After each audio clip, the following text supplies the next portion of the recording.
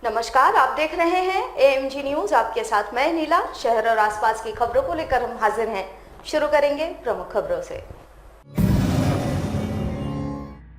भाजपा राष्ट्रीय कमेटी का हुआ विस्तार। पूर्व मुख्यमंत्री रघुवर दास को बनाया गया पार्टी का राष्ट्रीय उपाध्यक्ष। जमशेदपुर में भाजपाइयों में दौड़ी खुशी की लहर।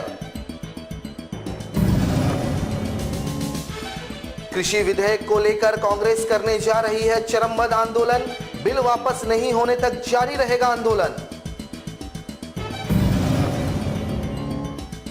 एलआईसी को निजी हाथों में दिए जाने का इंश्योरेंस एम्प्लॉय यूनियन ने जताया विरोध। कहा, गरीबों की संस्था है एलआईसी, निजीकरण से होगा बुरा असर।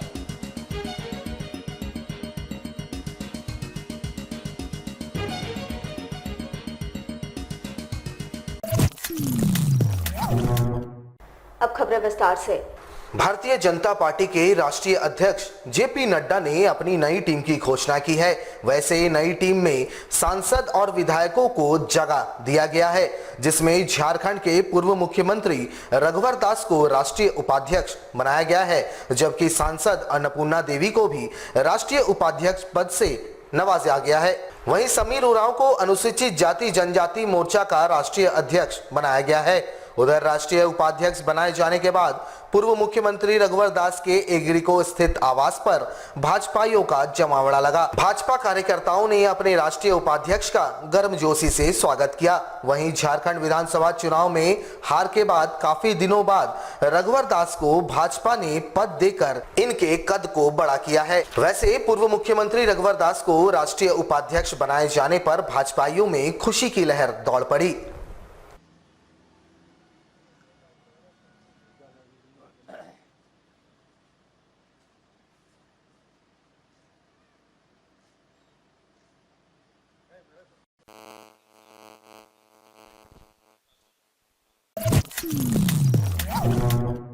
कृषि विधेयक को लेकर संसद से सड़क तक संग्राम मचा हुआ है, जहां इस बिल को पास किए जाने के बाद विपक्षियों ने हंगामा करना शुरू कर दिया। झारखंड सरकार के स्वास्थ्य मंत्री बन्ना गुप्ता ने प्रेस कॉन्फ्रेंस कर ऐलान कर दिया है कि जब तक कृषि बिल वापस नहीं होगा, कांग्रेस पार्टी और इनकी सरकार इसका विरोध करती रहेगी।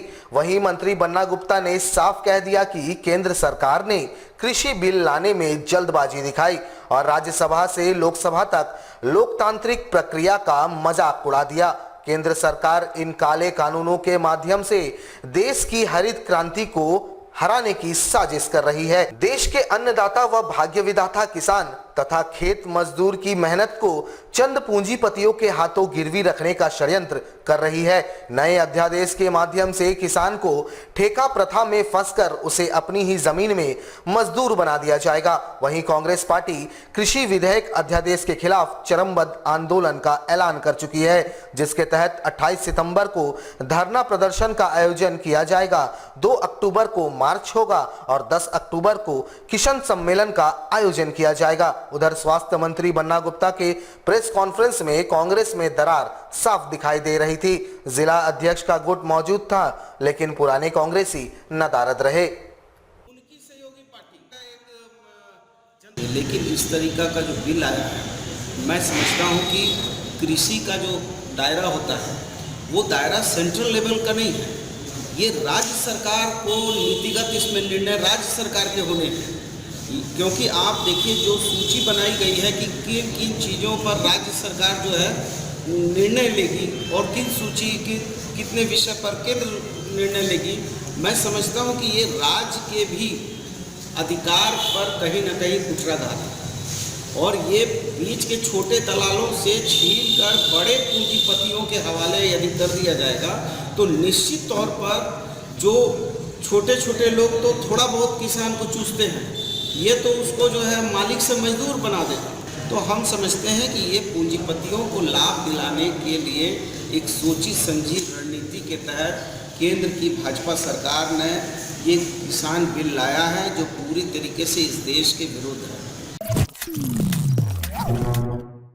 इंश्योरेंस एम्प्लॉय यूनियन ने एलआईसी को प्राइवेट कंपनी के हाथों सौंपने का विरोध जताया है। यूनियन ने साफ तौर पर कहा कि एलआईसी उन गरीबों के लिए संस्था बनी थी जिनके पास पैसा नहीं है और थोड़ी रकम है तो बुरे वक्त में उनका काम आए। मोदी सरकार ने एलआईसी को भी निजी कंपनियों के हाथों में सौंपने जा रही है, जिससे भारत के अर्थव्यवस्था पर बुरा असर पड़ेगा। जबकि एलआईसी भारत सरकार के सहयोग से चलती है और इसका मुनाफा भारत सरकार देश हित में लगाती है। अगर यह संस्था निजी कंपनियों के हाथों में चला जाएगा तो उसका मुनाफा भी कंपनी के मालिक खा जाएंगे और भारत को इससे कोई फायदा नहीं मिलेगा। इसलिए एलआईसी को भारत सरकार अपने पास रखे और निजीकरण की बात मन से निकाल दे। वहीं एसोसिएशन ने भारत सरकार के इस आदेश के खिलाफ सड़क पर उतरने को तैयार खड़े हैं।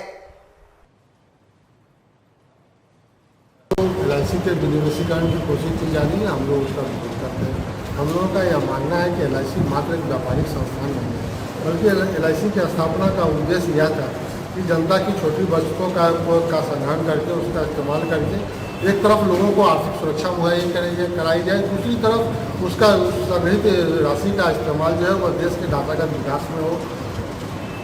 और पिछले 64 वर्षों में एलआईसी ने अपने उद्देश्य को बखूबी पूरा किया है। सिर्फ पंचवर्षीय योजनाओं में ही एलआईसी के द्वारा करीब 55 लाख करोड़ रुपये का निवेश किया जा चुका है। एलआईसी जब भी जरूरत होती है रेल, सड़क, अस्पताल, आवासीय परियोजनाओं, बिजली विभाग वगैरह इन क्षेत्रों में एलआईसी ने अपना अत्यधिक निवेश किया है। एक ऐसी संस्था का जिसका देश के विकास में, राष्ट्र निर्माण में इतना भारी योगदान हो, उसके विनिवेशीकरण का कोई औचित्य हमारी समझ में नहीं है। हम लोग ये मानते हैं कि इससे होगा क्या कि देश का अधिक एलआईसी का विनिवेशीकरण हो जाता है तो उससे देश का विकास प्रभावित होगा, देश की आम जनता प्रभावित होगी और जनता की जो बचत है उसका एक बड़ा हिस्सा पूंजीपतियों के हाथों में लाभ के रूप में चला जाए। हम लोग ये चाहते हैं कि एलआईसी पर पूर्ण अधिकार सरकार का ही रहे ताकि जनता के पैसे का इस्तेमाल जनता की भलाई के लिए, देश की भलाई के लिए। विगत दिनों शिक्षा नियोजन नीति वर्ष 2016 पर उच्च न्यायालय द्वारा दिए गए फैसले के बाद बड़ी संख्या में शिक्षक बेरोजगार हो गए हैं और अपनी नौकरी को वापस पाने हेतु इनके द्वारा लगातार जनप्रतिनिधियों से मुलाकात की जा रही है। शनिवार को जिले के तमाम शिक्षकों ने जमशेदपुर पूर्वी के विधायक सरयू राय से मुलाकात की और उनसे अपनी गुहार सरकार तक पहुंचाने की मांग उठाई। विधायक सरयू राय ने तमाम शिक्षकों के साथ बातचीत की और उनकी समस्याओं को सुना।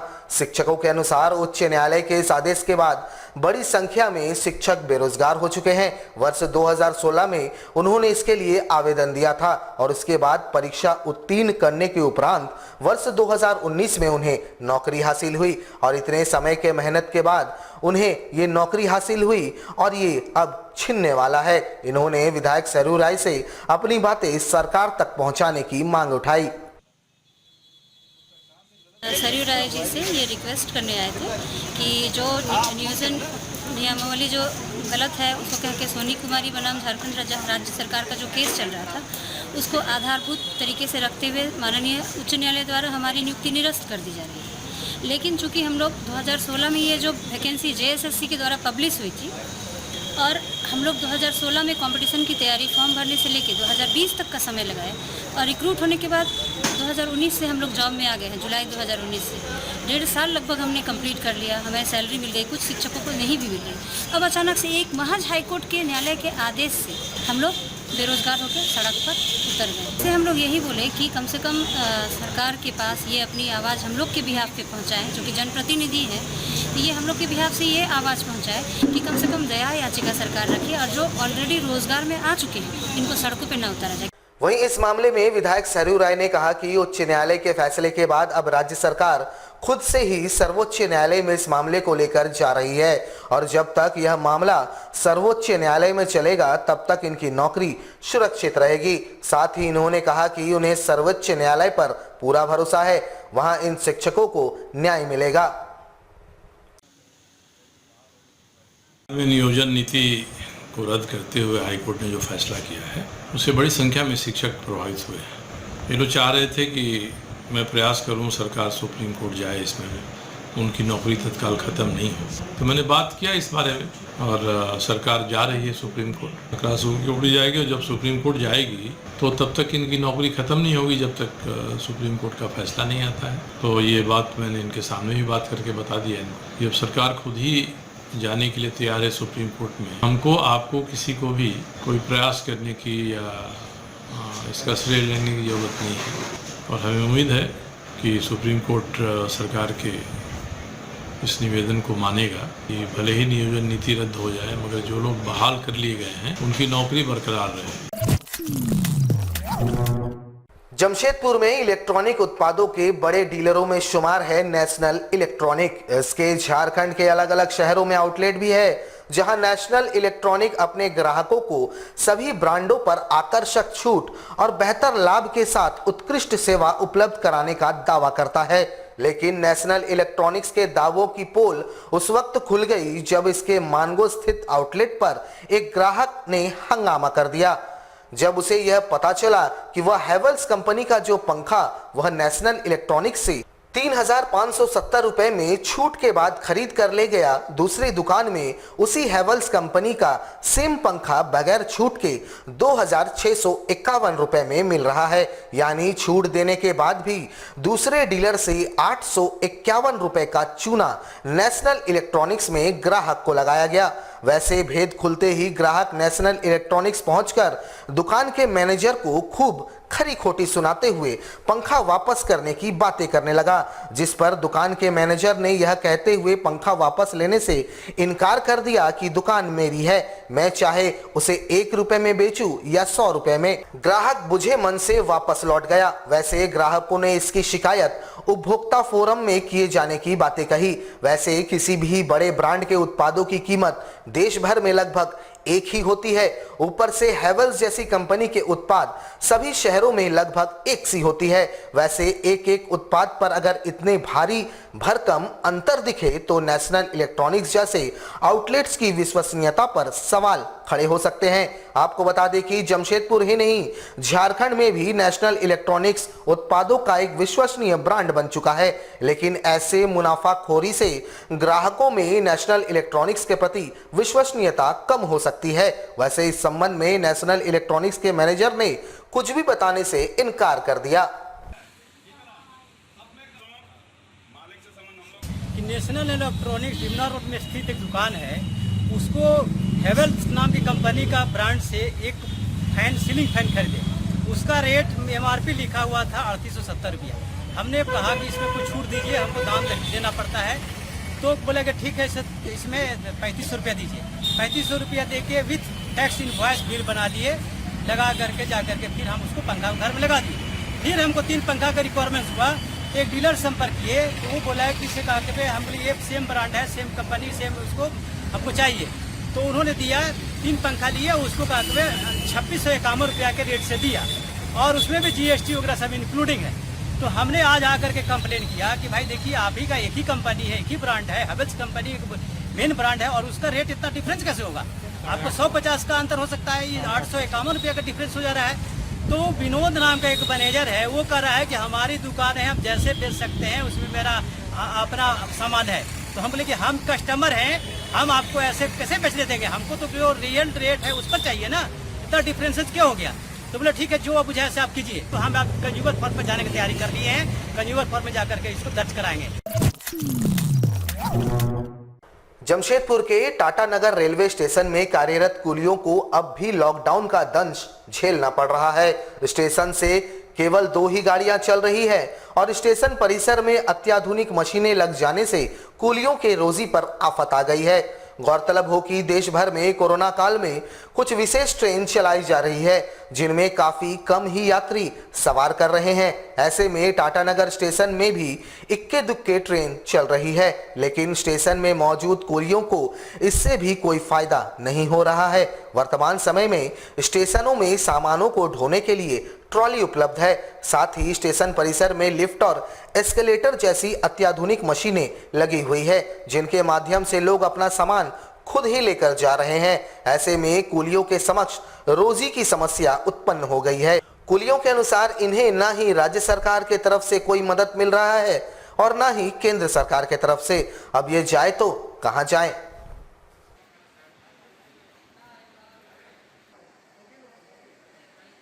तो हम लोग का तो रेल बंद हो गया 22 मार्च से। हम लोग को भोजनों पर आफत हो गया था। अभी तो एक वो ट्रेन पुरुषोत्तम राजधानी चल रहा, बल्कि कसों काम चल रहा है। और ट्रॉली बैग हो गया, स्लेटर हो गया, लिफ्ट हो गया, इसलिए हम लोग का काम बंद हो गया। हम लोग बहुत धरना प्रदर्शन किए, मांग किए, कुछ हम लोग को सुनवाई नहीं हुई, सरकार से सुनवाई नहीं है। मांग है कि ग्रुप डी, मुख्य मांग ग्रुप डी दे दिया जाए तो उससे बेहतर कुछ नहीं है। हम लोग को लॉकडाउन में मतलब मनरेगा का रेट दिहाड़ी मजदूर है, वो भी राज्य सरकार से नहीं मिला, केंद्र सरकार से भी नहीं मिला। हमारे पति बाबू हैं जो स्टेशन प्रबंधक जो हैं, वो हम लोग को राशन वासन थोड़ा बांटे थे लॉकडाउन में, और कोई कुछ हम लोग को हेल्प नहीं किया सरकार की तरफ से कुछ नहीं। केंद्र सरकार के नीतियों के खिलाफ देश भर में आवाज मुखर होने लगा है। जहां जनता कोरोना के खौफ को भूलकर सड़कों पर उतरने को विवश हो गई है। केंद्र भले ही इसे विपक्ष की साजिश बता रहा हो, लेकिन लोग इसे मानने को कतई तैयार नहीं हैं। देश के असंगठित क्षेत्र के मजदूर से लेकर किसान तक केंद्र की नीतियों के खिलाफ आंदोलित है। इधर शनिवार को पूर्वी सिंहभूम जिला मुख्यालय के समक्ष अलग अलग संगठनों एवं सामाजिक कार्यकर्ताओं ने विरोध प्रदर्शन करते हुए केंद्र सरकार से जीएसटी से लेकर श्रम कानूनों में संशोधन, कृषि बिल से लेकर शिक्षा नीति में किए गए बदलाव को वापस ले जाने की मांग करते हुए राष्ट्रपति के नाम ज्ञापन सौंपा। वैसे इन्होंने केंद्र सरकार पर राज्यों का जीएसटी नहीं देने, जल जंगल जमीन के साथ सरकारी उपक्रमों का निजीकरण किए जाने सहित कई प्रमुख मांगों पर विचार किए जाने संबंधी फरियाद ज्ञापन के माध्यम से सौंपा है। आम जनता के मुद्दों को लेकर के सामूहिक रूप से तमाम मुद्दों को लेकर के महाराष्ट्र महिम राष्ट्रपति के नाम से हम मांग पत्र दे रहे हैं, जिसमें अभी जो पूरा देश उद्वेल है, जिसमें श्रम कानून को संहिताकरण किया गया है। 3 कृषि विधेयक जो लाया गया है, उसको कृषि को कॉरपोरेट का गुलाम बना दिया जाएगा। साथ ही राज्य के और संघवाद के अवधारणा के विपरीत जो जीएसटी को लाया गया है और जीएसटी का स्टेट का जो प्रोपोर्शन है उसको नहीं दिया जा रहा है, इसके खिलाफ निजीकरण, कोयला ब्लॉक और तमाम खदानों का निजीकरण के चलते देश का जल जंगल जमीन को जो सौंप देने का बात है, इन तमाम बातों को लेकर के आज जमशेदपुर का तमाम जनतंत्र प्रेमी, जनवादी और फेडरेशन जो संघवाद में विश्वास रखते हैं, तमाम लोग एकजुट होकर महामहिम राष्ट्रपति के पास मांग पत्र पेश करेंगे। जमशेदपुर के परसुडी मकदमपुर रोड नंबर 2 स्थित नई मस्जिद के निकट कांग्रेस पार्टी कार्यकर्ता सुल्तान अहमद के नेतृत्व में एक कार्यक्रम का आयोजन किया गया, जहां मंत्री बन्ना गुप्ता ने फीता काटकर आवासीय पार्टी कार्यालय का उद्घाटन किया। इस दौरान विभिन्न पार्टियों का दामन छोड़ युवाओं ने कांग्रेस पार्टी पर आस्था व्यक्त करते हुए कांग्रेस पार्टी का दामन थामा, जहां मंत्री बन्ना गुप्ता द्वारा युवाओं को माला पहनाकर पार्टी में स्वागत किया गया। मंत्री ने बातचीत के क्रम में कहा कि कोरोना संक्रमण को देखते हुए तमाम कार्यक्रमों के दायरे को सीमित किया गया है। पार्टी के कार्यालय के माध्यम से अब इस क्षेत्र में पार्टी का जनाधार बढ़ेगा, जिसका लाभ आगे चलकर पार्टी को मिलेगा। वक्त में हम लोग आदमी को झुकना उचित नहीं है।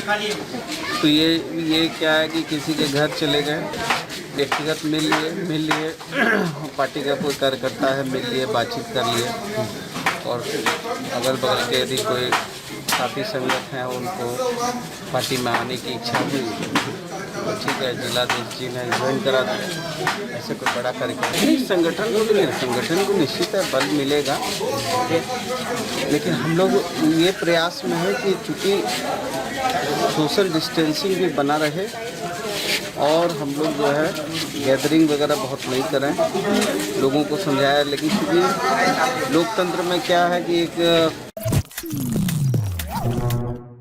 हमारे साथ लगातार जुड़े रहने के लिए आप हमें YouTube पर जरूर सब्सक्राइब करें। आज के लिए बस इतना ही। कल आपसे फिर मुखातिब होंगे कुछ नई खबरों के साथ। तब तक के लिए AMG न्यूज की पूरी टीम को दीजिए इजाजत। नमस्कार।